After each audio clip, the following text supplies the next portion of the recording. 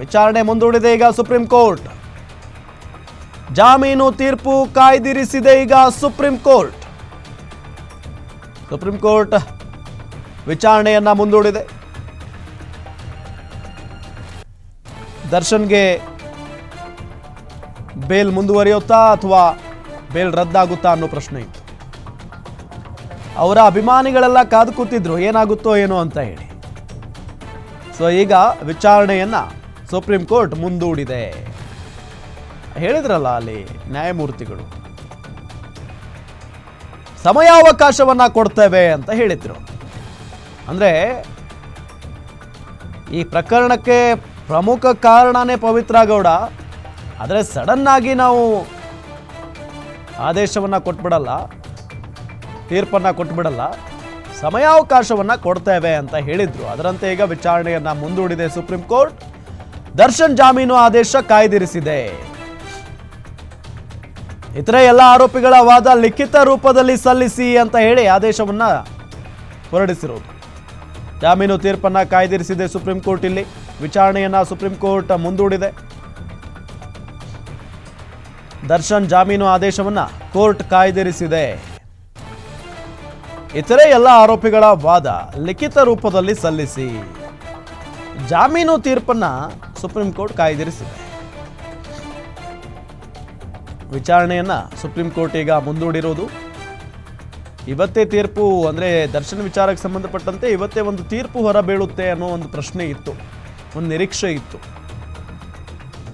ಆದರೆ ಇದು ಸಣ್ಣ ಪುಟ್ಟ ಪ್ರಕರಣ ಅಲ್ಲ ನೋಡಿ. ಹಾಗಾಗಿ ಇನ್ನೂ ವಾದ ಪ್ರತಿವಾದ ಎಲ್ಲವೂ ಬಾಕಿ ಇದೆ, ಇನ್ನೂ ವಿಚಾರಣೆ ಬಾಕಿ ಇದೆ.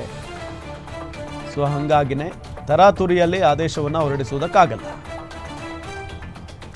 ಇತರೆ ಎಲ್ಲ ಆರೋಪಿಗಳ ವಾದವನ್ನು ಲಿಖಿತ ರೂಪದಲ್ಲಿ ಸಲ್ಲಿಸಿ ಅಂತ ಕೂಡ ಇಲ್ಲಿ ಕೋರ್ಟ್ ತಿಳಿಸಿರುವುದು.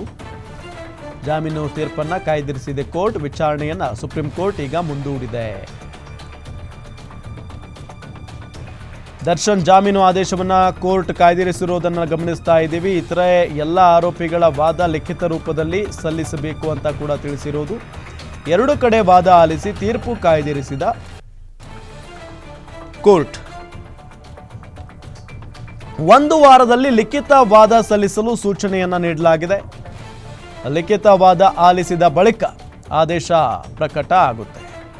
ಜಾಮೀನು ತೀರ್ಪು ಕಾಯ್ದಿರಿಸಿದ ಸುಪ್ರೀಂ ಕೋರ್ಟ್. ವಿಚಾರಣೆ ಮುಂದೂಡಲಾಗಿದೆ ಈಗ ಸುಪ್ರೀಂ ಕೋರ್ಟ್ನಿಂದ. ದರ್ಶನ್ ಜಾಮೀನು ಆದೇಶವನ್ನ ಕೋರ್ಟ್ ಕಾಯ್ದಿರಿಸಿರುವುದು. ಇತರೆ ಎಲ್ಲ ಆರೋಪಿಗಳ ವಾದ ಏನಿದೆ ಅದನ್ನು ಲಿಖಿತ ರೂಪದಲ್ಲಿ ಸಲ್ಲಿಸಿ ಎರಡೂ ಕಡೆ ವಾದ ಆಲಿಸಿ ತೀರ್ಪನ್ನು ಕಾಯ್ದಿರಿಸಿದೆ ಈಗ ಸುಪ್ರೀಂ ಕೋರ್ಟ್. 3 ಪುಟದೊಳಗೆ ಲಿಖಿತ ವಾದವನ್ನು ದಾಖಲಿಸಿ ಒಂದು ವಾರದಲ್ಲಿ ಲಿಖಿತ ವಾದ ಸಲ್ಲಿಸಲು ಸೂಚನೆಯನ್ನ ನೀಡಲಾಗಿದೆ.